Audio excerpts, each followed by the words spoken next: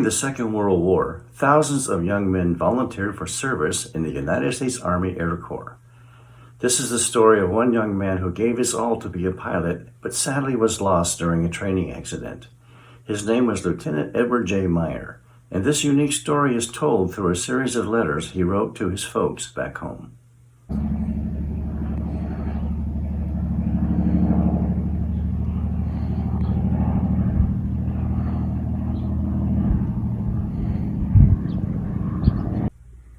After 11 weeks of basic training at Fort MacArthur in early February 1942, Eddie is sent to Camp Hahn, where he spends 2 weeks awaiting orders and hoping to get into the Air Cadet program. This young man who's been away from home for the first time is also pretty homesick and wants some time off to be with his family who live a short distance away. February 7th, 1943. Dear Mom, Dad, and Jimmy. Well, here I am at Camp Hahn. I sure hope I get into the Air Corps. There's about 500 other cadets at this waiting station. They have us loading and unloading trucks with nothing weighing less than 100 pounds. Not like my soft job at the fort, but boy, it really should build me up. One thing about this hard work is they say if you work 4 days, you can get a 2-day pass, so I may be able to come home quite a bit. Your loving son, Eddie. February 11th, 1943.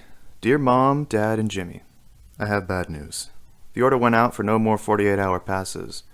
We think there's a big shipment coming in, but boy, I wish they would have told us, because I've been counting the days and then I got kicked in the teeth. Well, I have to make the best of it.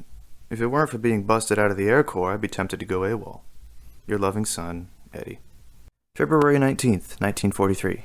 Dear Mom, Dad, and Jimmy. Well, there is one chance of me getting out of here. And that is, as soon as you get this letter, rush right down to the telegraph station and send a telegram to me saying that Dad or Mom, doesn't make any difference, is very sick with a nervous breakdown or auto accident or anything, so I can get a 48-hour pass. Don't let your conscience bother you, because the sergeant as much as told me to do it, because it wasn't his order that closed all the passes. So do this right away, because I want to get out of this mud hole, if only for a few days. Your son, E. Well, we don't know if Eddie succeeded in getting a pass or not, because his next letter is from the Aviation Cadet Classification Center in Nashville, 10 days later.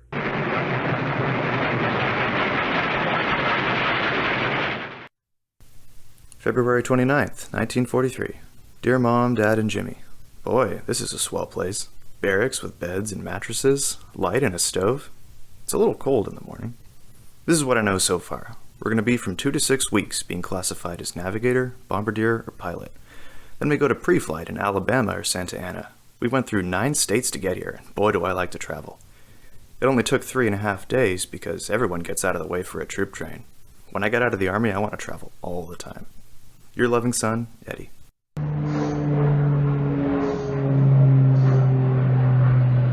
March 2nd, 1943. Dear Mom, Dad, and Jimmy. We just got back from drilling, and it's disturbing for this sunny California boy to be marching as the snow falls. I am now a full-fledged cadet, making $75 a month and being classified for pilot, navigator, or bombardier. They let you have your preference, and then they give you 2-day psychological testing. Tomorrow, we get issued barracks hats with large wings on it, and a patch to sew on your shoulder. Boy, they look sharp. Now that we're potential officers, we had some classes on conduct as officers, and they call us Mr. now. Your loving son, Eddie. March 6th, 1943. Dear Mom, Dad, and Jimmy. We'll talk about lousy luck. I'm in the hospital with the measles. There's a whole bunch of us from the squadron here, too. Now they put us all in quarantine for at least 2 weeks. Boy, I'm not too happy about it, but at least we get to lay around and listen to the radio. Sure better than inspection. And boy, have I learned to shine shoes and stand in ranks reciting my general orders. Your loving son, Eddie. March 11th, 1943. Dear Mom, Dad, and Jimmy. Well, I'm in the convalescent ward now. Some of us are building model airplanes for something to do. I really wish I would get a letter from you soon. That's the trouble with being in the hospital, is there's not much to do. We listen to the radio, and when programs come on that I used to listen to at home, it makes me feel bad.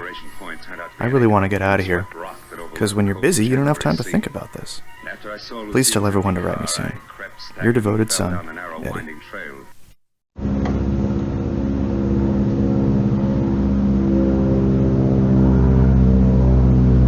March 25th, 1943. Dear Mom, Dad, Gran, and Jimmy. Well, I'm finally getting someplace. Yesterday I took my first day of psychological tests from 7 to 4:30 in the afternoon. I did the written tests too, and it's twice as tiring as it sounds. And then today I did more tests, but these are muscle reflex, and I never did anything so tough. The first one had a needle 18 inches long with 2 breaks or universal joints on it, balanced on a razor edge bushing. And then at arm's length you hold this in a hole that's about a ½ inch in diameter. Every time you touch the edge, a little machine records on a meter. Did you ever hear of something harder than that? Then you fit these little pegs into different holes as fast as you can, and it has to be done in so many seconds to get a high score. There's another one that has controls like an airplane, and you have to match up different patterns of lights using the controls.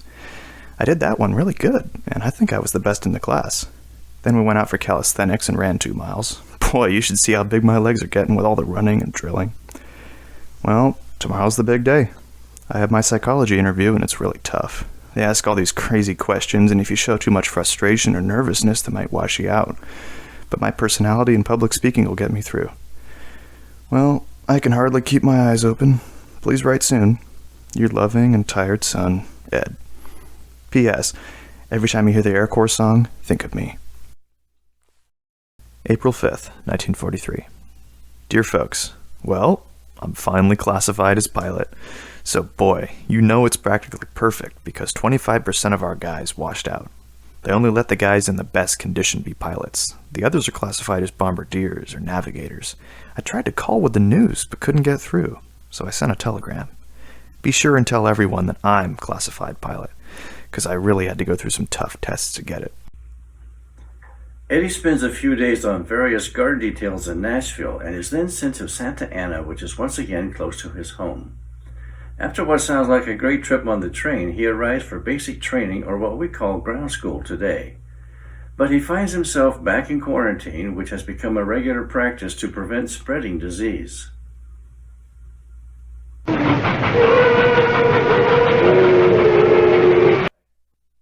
April 16th, 1943. Dear folks, well, you can pick yourselves up off the floor, because I'm back in God's country again. You can now call me Lucky Boy, because it was the luckiest day of my life when I was sent to the hospital in Nashville and delayed until the next rotation to Santa Ana. I wanted to call and surprise you as soon as I arrived, but to my utter surprise and bewilderment, I'm back in quarantine. I hope to be eligible for a pass in 3 weeks. Maybe you can get a piece in the paper that I was classified as a pilot in Nashville and sent to Santa Ana for basic flight training. Boy, the trip home was the most fun I've had in years. There was about 6 of us in the original 435, and we sure enjoyed every mile of the trip. The big event was in Albuquerque, New Mexico, where we stopped for an hour. There was a cover girl caravan, and I got to meet Cary Grant and Janet Blair and many other famous and well-built girls who started hugging and kissing soldiers. I was 5th in line when the train started to move again, and I was really mad that I missed the chance of a lifetime. Your loving, happy son, Ed. April 18th, 1943. Dear folks, boy, I sure had an interesting day. We had a parade, and it just does something to march out on the parade grounds with hundreds of cadets, with a band and all the banners flying. No kidding, it was really beautiful. The only thing hard about it is you have to stand at attention for an hour. Your feet and shoulders go to sleep, and it's really uncomfortable. Cadets fainted all over the place and are automatically washed out. I'm so glad I kept up my calisthenics to stay strong.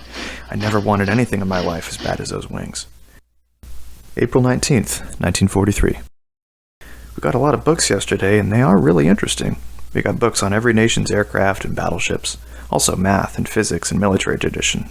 Boy, there are 21 in all. They're really pouring it on. The classes are going to be pretty tough, because we're going to be doing about a year's worth of college in just 4 weeks. The first 4 weeks are as follows. Math, which will be the hardest for me, then communications and Morse code with an 8-word per minute minimum. Next is maps and charts, then a course on military bearing where we learn how to be officers. I know it sounds like a lot of work, but this is what I've been waiting for. Well, time for bed. Please write soon. Your loving son, Ed. It's several weeks before his next letter, but you can tell Eddie's made great strides in his studies. His scores are very high, and he's finally flying. He's now taking primary flight training at Oxnard Airport, one of the auxiliary fields near Santa Ana, and shares his experiences with us. June 26th, 1943. Dear folks, Just a few lines to let you know how I have fallen in love with flying. Boy, no kidding, there's nothing equal to the thrill you get when swishing that plane around in the air. I can hardly wait until I get up there all by myself. All afternoon from 2 to 7 we're on the flight line waiting for a turn with the instructor. And the rest of the time you just sit in planes, drink cokes, or do some hangar flying with the rest of the guys. In the mornings we study and do calisthenics. I'll phone you soon. That's all I have time for now. Your loving son, Ed, Hot Pilot. July 4th, 1943. Dear folks, well, here it is Sunday, and I have a day of rest, and boy, you sure need it here. They really keep you going. But flying is really worth it. I had a couple off days, though. I was doing perfect at first, but you have so many details to keep straight, and you get all mixed up and rattled. My gliding turns and flat glides are good, but I haven't been able to find the ground to make good three-point landings. I probably won't solo until next week, but as Dad said, pity the poor farmers. Next weekend I get a 26-hour pass, so I can drive my car back to the base where they have a swell place to keep the cars there. Well, I think I'll take off now. Love to all, Hot Pilot Ed. It's been about 2 months since we last heard from Eddie. He's taking basic flight training in Chico, California now, and the aircraft here are much more complex. It's also worth noting that the Chico Air Museum is located in the last remaining hangar from those days. Eddie most likely walked through here. September 8th, 1943. Dear folks, well, I finally soloed in the old BT, and it was, and it is, fun to fly, but boy, there's a lot to remember.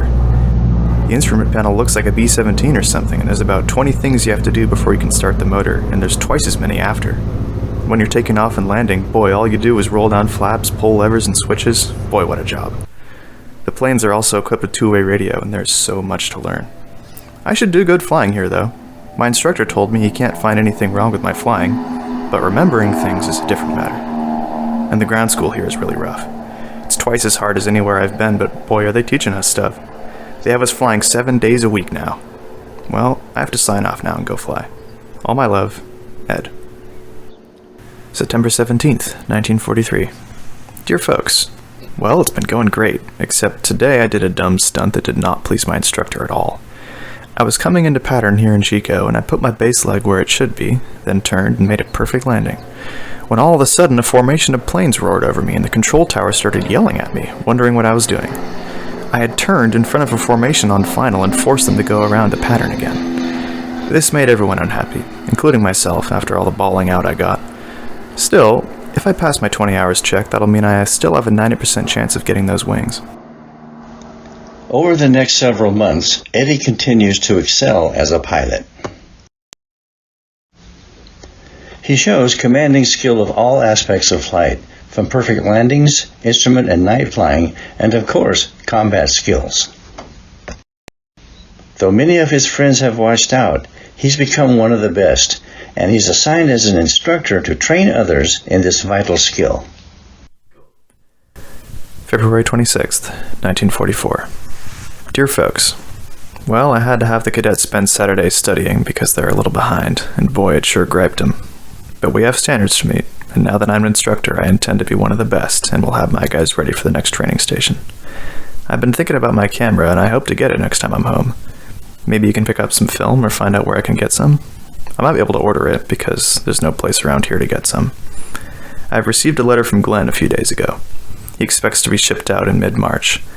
I sure hope I get to see the old bottleneck soon. Well, all I do is sleep and fly, and it's getting boring. I'm going to go to sleep now. Love and kisses, Ed. That was the last letter we received from Eddie. The next one was from his commanding officer informing the family of his fatal accident. Dear Mr. and Mrs. Meyer, I wish to extend to you and the members of your family the heartfelt sympathy of the officers, aviation cadets, and enlisted personnel of Merced Army Airfield on the death of your son, 2nd Lieutenant Edward J. Meyer. Your son was killed in an aircraft accident early in the morning of Monday, 24 April 1944, approximately 3 miles west of Tehachapi, California. Lieutenant Meyer had taken off from Long Beach, California, Sunday evening on his way back to the post and apparently became lost when confronted with unusual weather. The exact cause of the accident is unknown, but it has been established that your son died without undue pain when his aircraft crashed into the ground. A clipping from the local newspaper reveals that an Army nurse flying as a passenger was also lost in the crash.